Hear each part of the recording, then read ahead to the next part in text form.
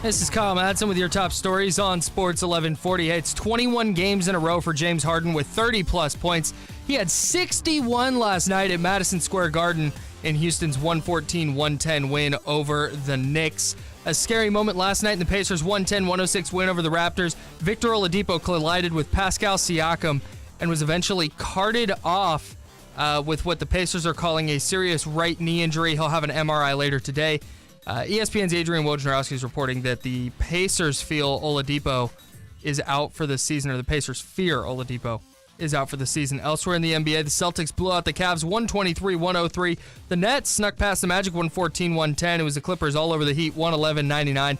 The Sixers outlasted the Spurs 122-120 in Philadelphia, and a wild game in Utah resulted in a 114-108 win for the Jazz over the Nuggets. It's 8:01. Time to get your tickets for the annual Sacramento Sports Hall of Fame induction celebration Saturday, January 26th at Thunder Valley Casino Resort.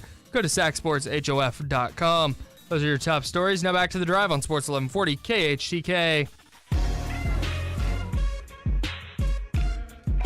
It's the lowdown hint for the drive. Coming up in this final hour of this Thursday edition, we've got your chance to qualify for the Big Game Dream Party presented by Mel Rapton Honda. Your chance to win a 65-inch television, $2,500 in Lazy Boy furniture, and a $500 gift card to Sprouts Farmers Market. That is coming up at 8:40. You have exactly 6 opportunities left to qualify. 3 today and 3 tomorrow. We will announce the grand prize winner on Monday morning when Carmichael Dave returns from his tweetcation, and we move back to where we belong at noon. So 6 opportunities left.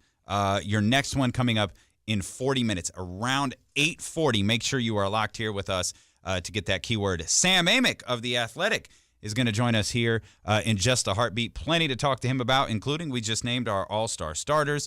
We've got trade rumors circulating all over the place. A lot going on in the NBA right now. Good time. It's a good time for the league. I mean, I think the league is just in such a good place. There's so many it's a long season, but the storylines to follow. And where the league is great, too, they've done a good job of highlighting individuals for years. I think that was one of the great things David Stern did was, Michael Jordan and the Bulls. I mean, they've always kind of done that.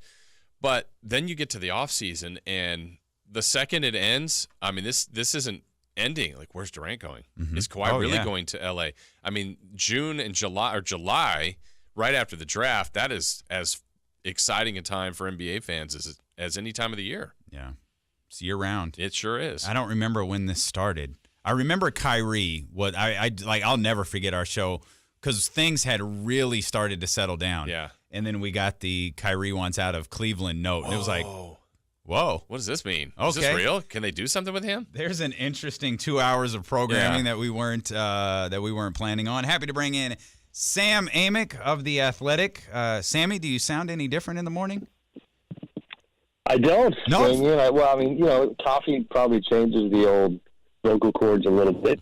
And I got some rest last night, so I don't know. You tell me. Is it more pep in the step or less? You sound as beautiful as ever, Sammy. Great. All right. Sound as beautiful as ever. We were naming all-star starters a few moments ago. Obviously, those are going to be announced tonight on TNT. Tell me if you disagree with any of these. Harden, I think that's obvious. Steph, I don't know how you feel about that one.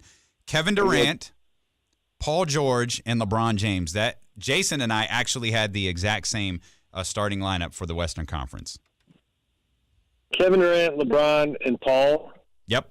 And that's leaving out a pretty big name, Anthony Davis. Well, I mean, honestly, Jokic too. Yep. Those are the two that would be debatable. And my memory fails me sometimes. I'm about 87% confident that the 5 you gave me are the 5 that I submitted for the official vote, because as you guys know, it's now a media thing as well. I'd like to announce I'm going to The Athletic beginning today at 9:01 a.m. Yes. Well, I'm going to cheat as we sit here breaking it down. I'm going to see if I can't pull up to 100% confirm that's what I voted on. I struggled. That front court, the back court to me is easy. The front court was not easy at all. AD's numbers are just monstrous. And, it's one of those things where they just haven't won as much as as you kind of need to be in that club. But man, he's been on another level. And then Jokic is a challenging contrast because you still have to really look a little deeper to truly understand what he is doing. You know what I mean? And so that's where it gets tricky. But his team has had a lot more success, and he is one of my new favorite words is fulcrum, which I'd never heard until not that long ago, and it's essentially the guy the epicenter of all things in any sort of like energy system, and that's kind of what Jokic is.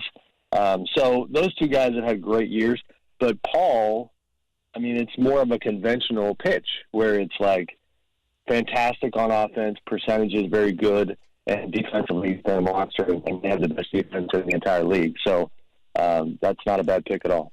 Sam, we were trying to understand the exact breakdown of what the All-Star, how it's done. We know that 50% of the fan vote is part of how the starters are named, and then it's 25%, you guys, the media, and 25% coaches? Is that to get the 5 starters?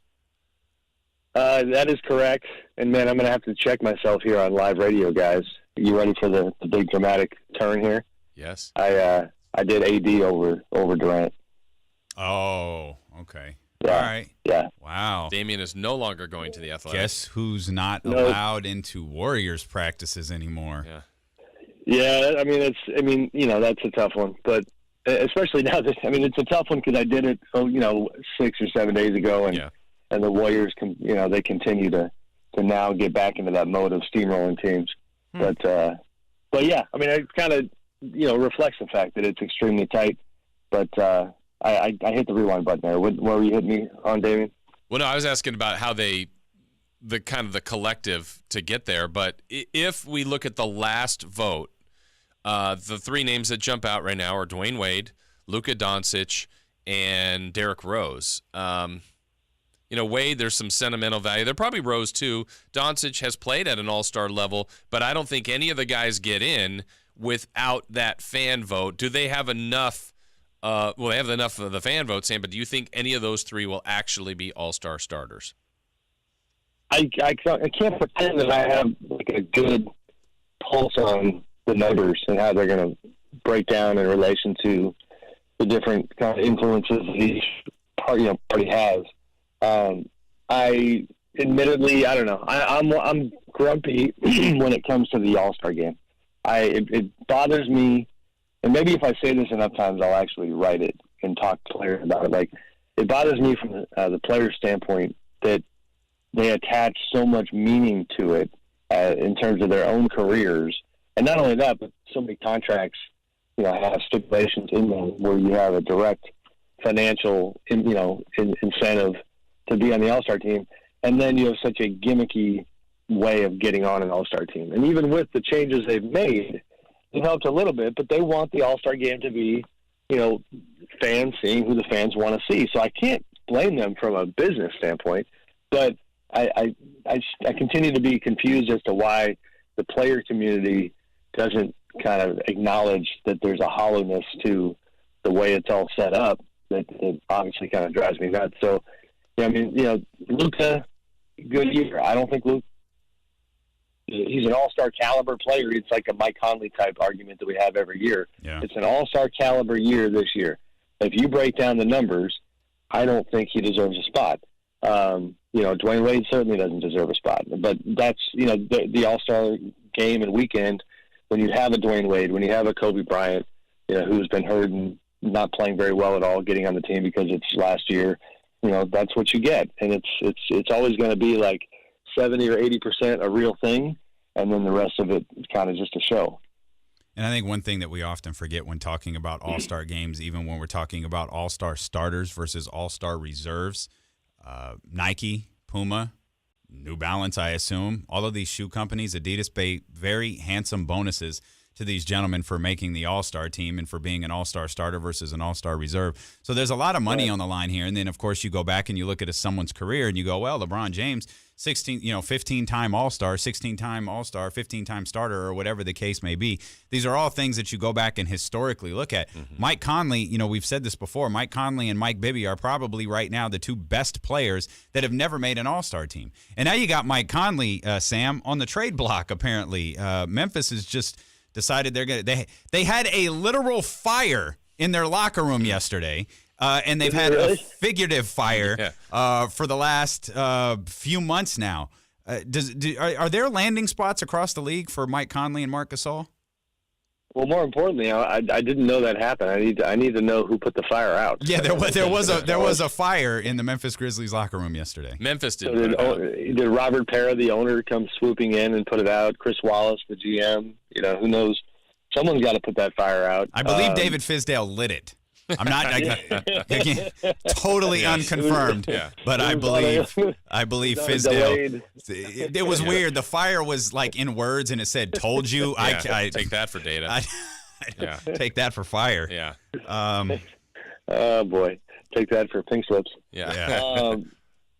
I mean, I want to make some calls on the Mike Conley front and get a sense of it. I was texting yesterday with our Lakers beat writer Bill Oram at The Athletic about the Lakers and whether or not they should make a pitch. That's one team that obviously needs a star. You look at honestly, it's almost too bad that New Orleans, of all the kind of needs they have, point guard is not necessarily one. I mean, Drew Holiday is obviously kind of a combo guard, and then Elfrid Payton has gotten healthy again and actually been pretty good. Because that's a star's team, if that makes sense. But the Lakers one, you look at and it's like, all right, if you could tell me that I get Mike Conley for 75 games, sure. But the last 4 years, and I don't know what the overall average is, but I mean, Mike has missed a lot of basketball. So health-wise, that would worry me. He's still, you could argue, on the backside of his prime, still putting up good numbers. And a fantastic guy to be part of your culture, part of your locker room. So I don't know what the market's going to look like. I think his value, even though he's paid extremely handsomely, and he's got, I believe, 1 more year left on that deal, if not 2, that his value is going to be greater than Marc Gasol's. Maybe I'm wrong on that, but I feel like Marc's kind of time as almost like Jokic before Jokic, but not quite on that level. Is come and gone a little bit. There's a lot of signs of decline with him, and so I'm curious to see what that market looks like as well. I know this is very recent news for them, for Indiana and Oladipo's injury yesterday, but they were having a really good thing going. Does this make them a team that tries to make a move kind of out of nowhere just to keep what they've got going? I just don't know how you do that without upsetting kind of the long-term runway of what you have going. Now, admittedly, I don't have all of their contracts committed to memory to have in real time kind of an accurate sense of which guys might be seen as temporary versus part of the overall program. But they have built that thing in such a neat way, in a way that surprised so many people, so quickly after the Paul George trade that, I don't know what direction you take it. I'd probably end up leaning towards that idea of staying the course and getting ready for next year, because I think they do have a good thing going. Nate McMillan, I have a little guilt at this point because like a lot of media members, I think in the back of our minds, it was like, yeah, we're going to start giving Nate some love here sooner rather than later, and then you don't get to it, and now he loses his best player. But, he's done a fantastic job. They were top 4 in the East, and that's not easy in today's East. Like, the East is, the parity is still not there when it comes to, 1 through 15 in comparison to the West. But the top, it's extremely top-heavy, and they were right there with the big boys. So, tough injury. And I don't know Oladipo at all, other than a handful of interactions, but he seems like a neat guy, and I give him a ton of credit for what seems like his attitude right out the gate, even kind of his demeanor in the moment. Just seemed like such a strong guy, and I'm sure he'll get back better than ever. But you hate to see anybody lose that much time in the middle of the best part of their career. unrelated to basketball, Victor Oladipo's arena entrances are strong. Mm-hmm. Like he's what a does top, he do? He's a top 5 style guy in the league for sure. I mean, we know he's a heck of a singer. He's got that talent. Yep. Well chronicled. Where I remember meeting him for the first time, and it was in Orlando, and I think he still has his agent. A guy named Thad Fouché from the Wasserman agency, and even that, like the first impression type thing, firm handshake, polite dude, kind of over himself to steal a Greg Popovich phrase. Yeah. And yeah, it does seem to be well-rounded, and you can tell by the way the player community reacts to these things. Like, yes, they all root for each other universally, but last night, the outpouring of love for him, nobody more so, by the way, than it was pretty wild to see Paul George, of all people, tweeting, kind of prayers up to Victor, considering that, the obvious history there. Paul with his injury while he was with the Pacers, nobody knows, better than Paul what lies ahead for Victor. Especially those very, very public ones like that get that. I mean, leaving on a stretcher is going to get everybody's attention. So obviously Victor. Listen, anytime, I mean, not to cut you off, sorry, Damien, but like anytime you throw the trainer's throwing the towel over the leg, not a good sign. Yeah, 100%. Victor Oladipo's health is obviously the biggest concern there moving forward. Hopefully he can get back healthy and back to 100%. Carmelo Anthony is on his, I believe, 6th team now with the Chicago Bulls. Is there a reason that they haven't waived him yet? Just as a possible piece, they can only trade him 1-for-1. They cannot couple him in any other trades. But they, it's essentially the potential opportunity to. I don't know where they're at in relation to the tax. So it's a financial thing where they're leaving all of their options on the table and treating him like a piece. Which is I kind of hate when these things happen. I had another GM text me like, just waive the man and let him go play somewhere. Yeah. And so it's interesting this time of year, not to go too deep, but and honestly, Damien, you're kind of the perfect guy to bounce this off of because you're extremely socially conscious and we've had these conversations. I talked yesterday to somebody about how in the last couple of years, Jalen Rose had shared his viewpoint that in trade season, he was kind of imploring media members to try to stay away from certain vernacular that dehumanizes some of these players, and specifically the word ship. Mm-hmm. Hey, you're going to ship this guy there. Like, well, you ship things. You don't ship people. And as it relates to the Melo thing, it's just a little uncomfortable. Like, all right, like, great, you're going to save a little bit of cash. Like, just let the guy's legacy is on the line. He's trying to figure out what's next. So I do kind of wish they'd cut him loose because, I think he does have options, and I think we are going to see Melo again. I'm not sure where. Certainly the Lakers seem to kind of lead that list, but I've been told he's got other options as well.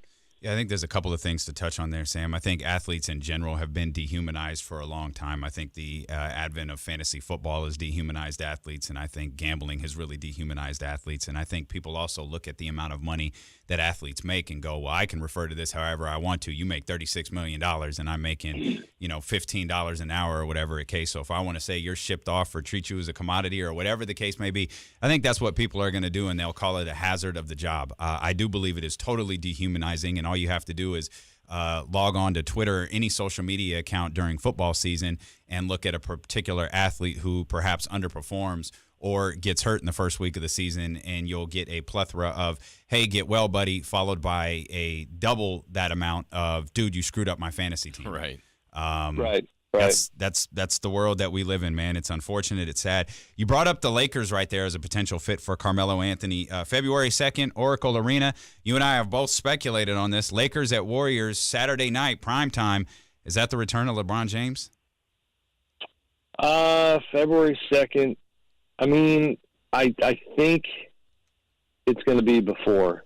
I haven't, I talked to Rich Paul last week, wrote that story. That's LeBron's agent. He made it clear that LeBron's going to come back when LeBron's healthy, 100%. I think it'll be before. I don't have their schedule in front of me, but they got to get the man back. I mean, one thing that again, I mentioned Bill Oram earlier. He wrote yesterday about the Lakers. If you start crunching the numbers and the math on this schedule for the Lakers and what it will likely take to get in the playoffs, and then you also take into account their schedule is brutal. I mean, they have not played the best of the best all that often so far, and they have the second toughest schedule from here until the end.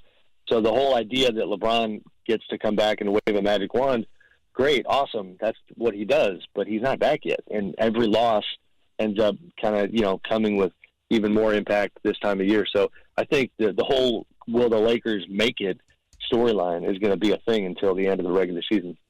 Sam, a question we were asking on our Facebook page was about the Kings and buyers or sellers. Which should they be? We've heard rumors of, Enes Kanter for a while, Jeremy Lin, a few other things, but kind of taking both realms of that. What are you hearing about the Kings? Could they be sellers with some of their expirings, or do you expect them to be buyers, or some sort of combo of both with Sacramento? Mostly buyers, but I'm trying to get clarity on how they see their money. You know what I mean? Like, they have about $11 million in cap space right now. As you guys know, they're the only team in the league that is under the cap, meaning they can take on contracts, into space, which is a luxury that other teams don't have. So if they want to make their team better, they can do that, but they don't want to impact future flexibility, and certainly not for somebody if it's not seen as part, a long-term solution to whatever position they're going after. But I mean, I've gotten the sense that they do, they want to, like the Cantors and the Jeremy Lins, those things are both real situations. The Jeremy one, kind of, I think the Hawks would love to do something there. And I think, there's kind of a desire for more clarity on the King side as to what their level of desire is, and so kind of keep your eye on that one.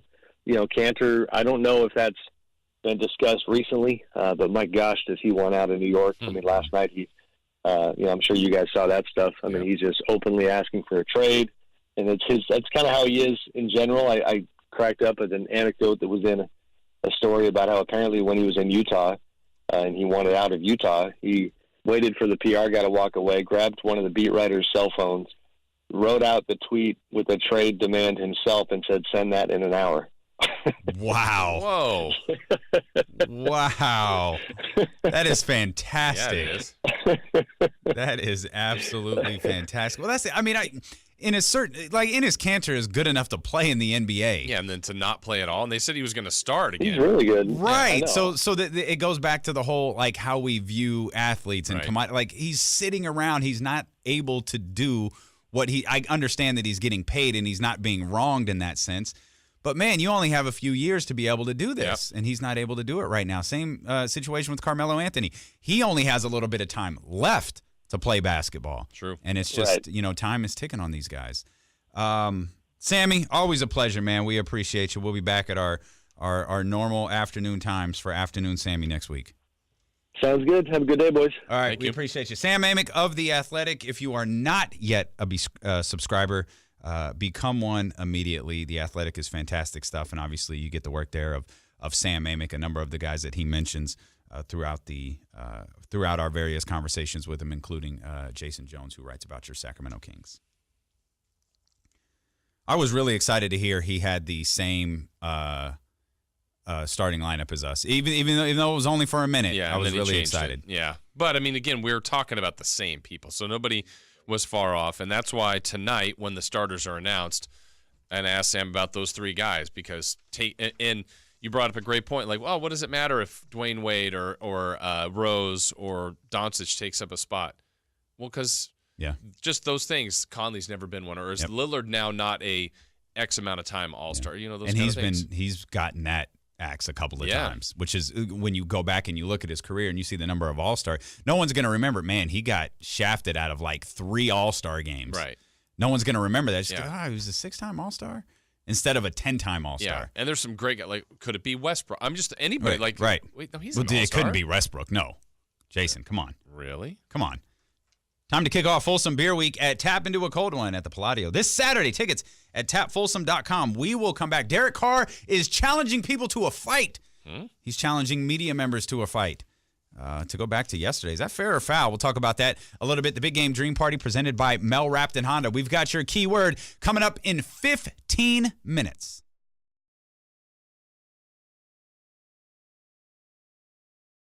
This is Kyle Madsen with your top stories on Sports 1140. It's 21 games in a row now for James Harden with 30-plus points after he dropped 61 last night at Madison Square Garden in Houston's 114-110 win over the Knicks. There was a scary moment in the Pacers' 110-106 victory over the Raptors. A collision between Victor Oladipo and Pascal Siakam resulted in Oladipo being taken off the floor on a stretcher with what the Pacers called a serious injury to his right knee. He'll have an MRI later today. ESPN's Adrian Wojnarowski is reporting that Indiana fears Oladipo is out for the season. Elsewhere in the NBA, it was the Celtics blowing out the Cavs 123-103. The Nets just snuck past the Magic 114-110. The Clippers were all over the Heat 111-99. In Philadelphia, the 76ers outlasted the Spurs 122-120. There's a wild game in Utah between the Jazz and the Nuggets, but the home team eventually prevailed 114-108. It's 8:31. Time to get your tickets for the annual Sacramento Sports Hall of Fame induction celebration Saturday, January 26th at Thunder Valley Casino Resort. Go to sacsportshof.com. Those are your top stories. Now back to the drive on Sports 1140 KHTK.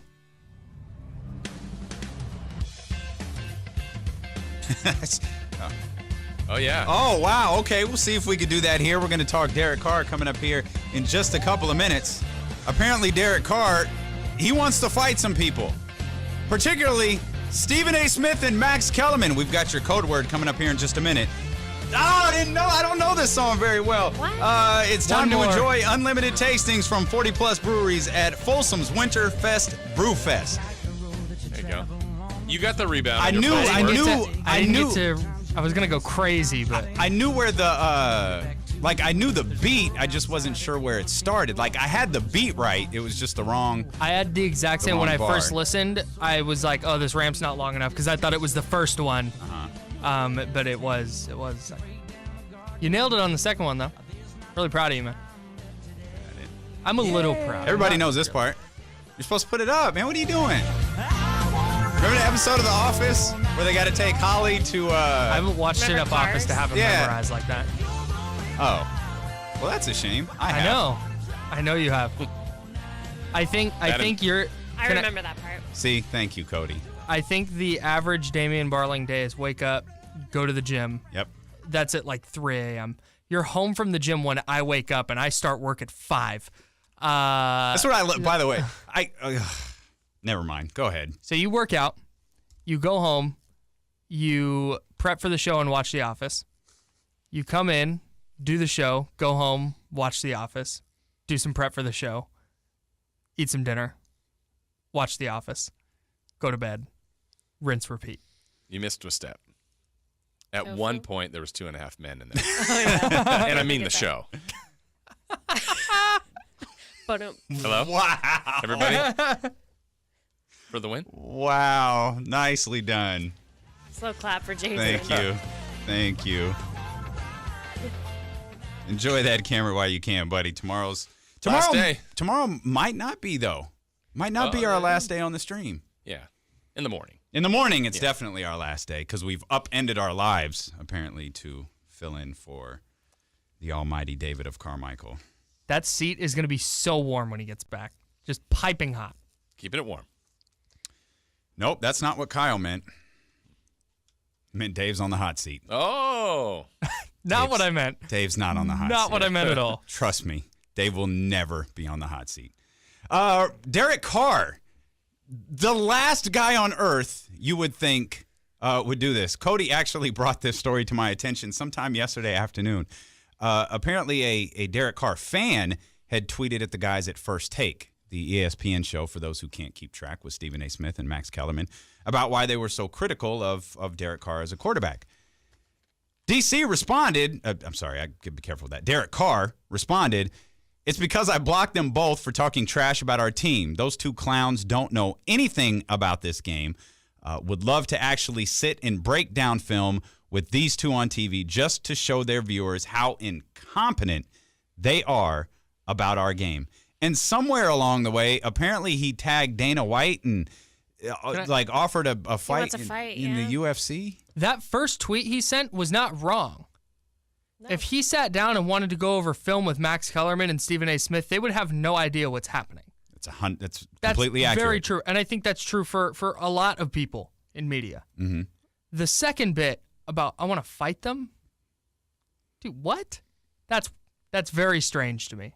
I can see this from a lot of guys out there, not Derek Carr. Derek Carr's not the guy who's like, you know what? I wasn't expecting that either. I'm going to whip someone's ass today. Yeah. Like, I just don't see that. It's the time. Did Derek Carr just Broke him. snap on Twitter? Like, did he just break? If Derek Carr came after me, I would just dress like a pass more than 10 yards down the field and he'd never recognize me. Ooh. Boom! Roasted. Wow. Got him! And I've looked at passing charts. I know that's correct. I'm coming at you with facts, Derek. But if you sit down and watch film with him, I'll have nothing for him. he'll show you why he can't complete a pass 10 yards down the field. So you're going to fight him. You know what you could do? Yeah. Dress in an Amari Cooper jersey. Oh, got him. Okay. Anyways, where do we Life stay? is a highway. You didn't come back? You don't have Enter Sandman queued up? Come on, man. Where Are are you you? kidding me? Do I have Enter Sandman queued up? Thank you. Very nice. Okay. Where do we stand on athletes challenging media members to a fight? Very weird. Like, why is this a thing? Because it wouldn't go well most of the time for the media member, and it wouldn't go well for the athlete in a sense of the feedback that they would get, the kickback they would get. I remember Kevin Durant told there was some beef between Kevin Durant and Stephen A. Smith. And I remember Stephen A. Smith going on TV saying, watch yourself. Yeah. Like, dude, What are you What doing? are What are you going to do? Like, we can't hear it, but they had the graphic up about Derek Carr and what he tweeted about. And they're showing, the one shot is on Stephen A. Smith and the vein is popping in the side of it. It's like, dude, stop it. Stephen, stop it. I get this is your gimmick, bro, but stop. The physical difference between a professional athlete and not a professional athlete is very vast. Yes. That's accurate. Yeah. I'm not into this. I'm all for, like, I'm fine with athletes defending themselves. Yeah. Yeah. I don't believe athletes have to. I think Kevin Durant takes a undue criticism, like, because he does it a lot. I don't have a problem with that. I don't think because you're in the spotlight that you can't clap back at someone who has something to say about you on social media or on their radio show or on their TV show. I don't have a problem with that. Yeah. I mean, I don't either at all. But it's just weird that sometimes can get to that level. Yeah, I guess maybe I've just never been in that position, but I've never been in a spot where I've been like, I want to fight this person because they said a mean thing about me. Oh. Like that's just that's such a strange, like, you don't know Stephen A. Smith and Max Kellerman. Why do they matter? Yeah. Like, because they're going out there, they're not messing your money up. They're not, John Gruden's not watching Max Kellerman and Stephen A. Smith going, wow, you know what? They've got a point. Makes me wonder if there's more to the story. Most 31 other coaches aren't watching Right. Max Kellerman. Is John Gruden the Donald Trump of coaches where he's sitting in and watching TV, Oh, definitely. tweeting about what he just saw on TV? Reacting to that? Definitely. Probably. I don't know about this quarterback anymore. Yeah. I'm convinced. But this Kyler Murray kid, yeah. boy, Everybody's talking about it. everybody's talking about Kyler Murray. We've got your Big Game Dream Party, your chance to be a part of the Big Game Dream Party, your chance to qualify for the Big Game Dream Party presented by Mel Rapton Honda. We've got a 65-inch television, $2,500 in Lazy Boy furniture, and a $500 gift card to Sprouts Farmers Market. This contest will come to an end tomorrow, so this is one of your final opportunities to enter, and it is coming up in just a couple of minutes. As soon as we're done talking, we're going to have that key word for you. When you hear that word, text it to 441140. You'll be entered to win. You'll also have a chance to win a $100 Harris Ranch gift certificate. So all of that, again, coming up in just a few minutes. Jiffy Lube text line here at 441140. Kyle, I believe this is addressed to you. Perfect. Disguise yourself as a blitz. Carr would be blindsided. It's very good. We're the Raider station. These are Raider fans texting True. these Derek Carr jokes in. Very That's true. how bad the season was. There was nothing redeemable about last season. What was the picture you saw? Did you say, Cody, you said Derek Carr was running out of the... He said, I can't wait to be... He's running out of a tunnel. He's like, I can't wait to run out of a tunnel next season. Everyone's like, what tunnel are you running out of? Where are you playing? Where are you playing? Are you running out of the Lincoln Tunnel? Yeah. Like, Caldecott Tunnel. Like, what? There in the East Bay. What's happening here? Oh, man, the Raiders. We're approaching the Super Bowl, by the way. Got to have a decision, according to Roger Goodell. Have we narrowed it down? I haven't heard anything. Yeah. No inside scoop here from our Oakland Raider insider? No comment. Is that no comment? Like, or yeah, like that was... Can't come. It was Cody that knows something. She, Yeah. Cody, what do you know? Totally What do you know? knows What do you know? something. Can we guess? No, I don't know. Blink anything. twice. Wink. Nobody Okay, knows we'll guess. anything. Blink twice. I think you're lying to us. Nobody knows. I feel lied to. I did. Raise your hand if Cody's lying. Shut up. No one's raising their hand, just so you know. We're on a live I was gonna stream say, right there's now, a live by stream the way. happening. Everybody can see this. No, I really don't know anything, and I don't know. I think Oakland is the best opportunity for them, personally. Oakland makes the most sense for everybody, but the city of Oakland has to agree to it. They've got the leverage. They're in a good spot. Yeah, they're just dangling it. Yeah. I feel like this should have been settled already because we know what the NFL is. Roger Goodell, walk out there. How much? Fine. Yeah. You wanted 80? Here's 100. Enjoy the season. Yeah, leave us alone. Good night. Yeah. Goodbye. Hell, we're sending you to London for 1 week anyways. It's only 7 weeks. Yeah.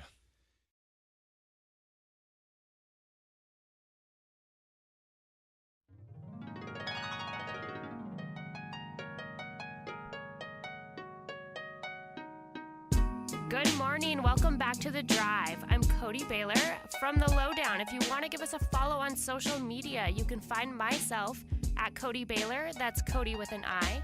Jason at JasonRoss1140, Damian at Damian Barling, and Chris at SAC_MCFC. Also, check us out on Facebook and search The Lowdown. Jason and Damian, back to you. We're gonna repeat this word several times because that was a tough word. The key word was snacks, like Snacks Harrison. that, like Super Bowl snacks. Yeah. Because we've got a lot Big game of, snacks. Yeah. Well, no, I'm not promoting a contest here. I can say Super Bowl snacks. Super Bowl, Super Bowl, Super Bowl. Yeah, but now that we're referring to the contest, it's the Big Game Dream Party. Yes, it is. Big Game and that other thing, two entirely different things. Oh, okay, that's fair. The big game is actually on Saturday. People don't know that. Like They have no idea what they're winning here. The word is snacks. SNACKS. Like the food. Yes. Snacks. So if you text anything else, text it back because a lot of you got the word wrong. And judging by the number of entries that we have on this contest, a lot of people got the word wrong. Correct. The word is snacks. Your key word is snacks. Yeah. Text it to 441140, and we'll enter you into the contest for the Big Game Dream Party. I might cheat and get ourselves in trouble and mention it one more time because I'm really upset at the response to that word. Snacks. Well, we've been telling people all week, like, hey, it's going to be football related, so make sure to have football. Okay. So I'm Snaps guessing a would lot make of people sense, thought though. snap like from the center. Cody, again, right there. Also, Cody's word, what did you just say? Sack. Like it sounds like sack is football. Like it sounded like sack. Yeah, we've had that. Sack, snap. Those are the words that we got the most. The word is snacks, food. You got the stupidest grin on your face, man. What are you smiling at? That's just, it's been like tackle, huddle, throw, snacks. Like the game of telephone. Okay, so we spent a lot of Derek Carr jokes were rolling in there on the text line as well before the contest started. Okay, so challenging media members to a fight, bad idea. Just want to make sure we knock that out. What about Cole Beasley saying that the front office dictates who got the ball for the Dallas Cowboys? Well, I feel like that's accurate. May not be in the best taste to say it publicly, but is he far off? I don't think he's off at all. Yeah. Much less far off. Because if this was coming from a different organization, would you be surprised? No, but I also think in the end, he didn't say he wanted out. Like he's a free agent. He's probably gone. I think he said the opposite. Yeah, I think he still would like. Well, to that be was there. after. Right. That was after. Like he was cleaning. I don't want to say he was. he damage was control. cleaning it up. Yeah. Yeah, he was cleaning it up a little bit, going, every front office dictates who gets the ball. But that fit for him is good there. Like I think I think the team could use him, and and it's a good spot for him. He was their best receiver before Amari Cooper got there. But his implication was clear. Jerry Jones wanted Amari Cooper to get the ball to dictate, to show everyone, hey, I won the trade. I was smart. Look what I did. That was the implication of what Cole Beasley originally said. Well, yeah. Did you see all the media coverage? It was all like, is this the best in-season trade ever? It's Jerry Jones up for Executive of the Year. Jerry Jones has done it again. It was also Jerry Jones-centric because Amari Cooper, a good player, was playing well. And it would not surprise me if that was a PR campaign by the Cowboys. Makes sense. And pushing the ball towards Cooper to get Jerry Jones some pub. Like, would that shock anybody? It wouldn't, but they had to win games, though. So if the idea was, hey, Dak, let's get our new guy the ball as much as we can, you can't keep that trend up if you're not winning games. And they were able to win games early when Amari Cooper got there. And if I remember correctly, Amari Cooper was a big reason they won a couple of games during his time when he started with the Dallas Cowboys. Right. So, sure, could it have been a campaign? Absolutely, but the only way it works is if they're winning. And they were. Yeah, exactly. Quite a bit. You want to be a part of the show here? There's a lot that we didn't get to today, man. This show is so hard to do sometimes because of how quickly it moves, particularly in that 6 o'clock hour. Can we spend some time tomorrow talking about this Cleveland Browns story that's on ESPN? Like, this is great. Apparently, the Browns, the football people with the Cleveland Browns, never wanted to hire Hugh Jackson. Yeah. They wanted to hire Sean McDermott, who's the Buffalo Bills head coach.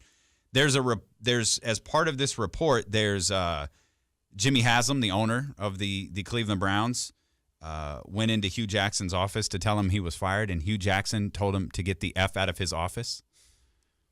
There's so much stuff in here. Yeah, because the report, too, is Haslam's the one that hired him. Right, but everyone else, as you said, suggested McDermott, so then he probably thinks, I've got full control. Yeah. Well, to a point for Hugh Jackson, and that point has come up now.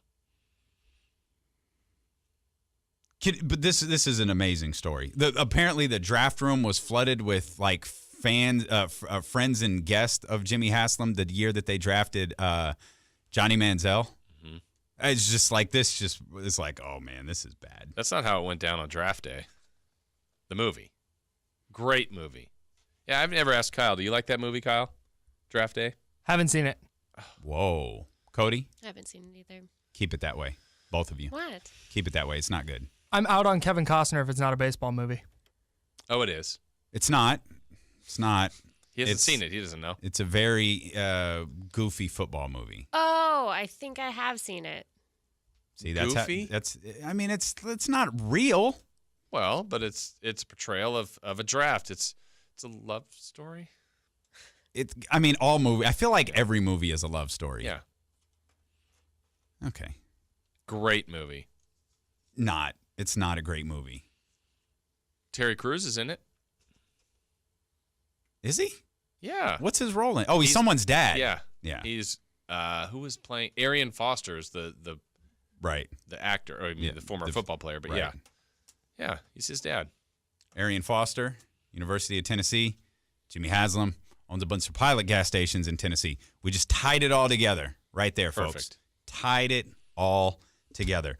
You want to continue to interact with the show, you can do that all day long across our social media platforms. As Cody had mentioned just a few minutes ago, search us out on Facebook. If you don't like us on Facebook yet, go do that. Even if you don't like Facebook, like The Lowdown on Facebook. We got lots of great stuff there, including videos from our time here on The Drive, videos that we film before our regularly scheduled editions of The Lowdown, and we post our question of the day there each and every single day. Today, we asked you, should the Kings be buyers or sellers in this upcoming trade market? And the response has been kind of what you'd expect. It's a bit all over the place. Yeah.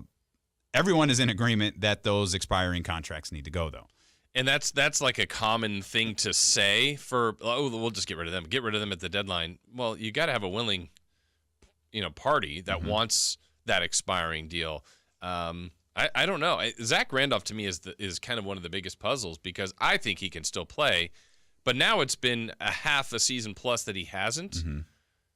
and if anyone was really interested, I think they would have already called. We don't know that they haven't. True. And if the Kings are holding out for more for some, I mean, what's the demand? Funny too about the Enes Kanter conversation is Zach Randolph doesn't play because of how he'll slow down the offense. Mm-hmm. I'm sorry. What would Enes Kanter do? Yeah, I didn't love that one. Okay. At all. Of the two rumors, right. Jeremy Lin makes more sense to me. I don't know that I would do that, but that makes more sense. We're losing Cody for a couple of days. Cody is going to Los Angeles. She's covering the Clippers and the Kings on Sunday for us. Mm-hmm. I mean, she's probably down there for other reasons, given that she's not coming back till the following Saturday. But she's covering the Clippers and the Kings just for us, right? Yes. This is a company-paid trip that you're going on here? I wish. So, Cody, we'll miss you the course of the next couple of days. We will be back tomorrow. We'll have to continue somehow. Can you give us a good mailbag before you go? Mailbag. No, there was no That was a bad mailbag. No authenticity to that at all. We'll have the mailbag tomorrow. Mailbag. There you go. I think I told you. I think that should be your gimmick. I cancel Jason's message. No, but mailbag. Mailbag. Yeah. We don't have any. What do we do tomorrow? For the last 17. I'll just record mailbag, and you guys can play it throughout. There you go. There it is. There you go. That's it right there. Absolutely. I don't know what we're Hang going on, to do. everyone be quiet. Cody, say mailbag. Mailbag. Nope. Try it again. Mailbag. Say it more like Jason goes. Message. Say it more. Mailbag. Okay, but I can't be talking. Ready? 3, my 2. God. Mailbag. Got it? Got it. Boom. Nailed it. There. All right. Thank you so much for being with us. If you want to catch up on the live stream, you can go to khdk.com. We will be back with you tomorrow. One more day in the morning for the lowdown at 6 a.m.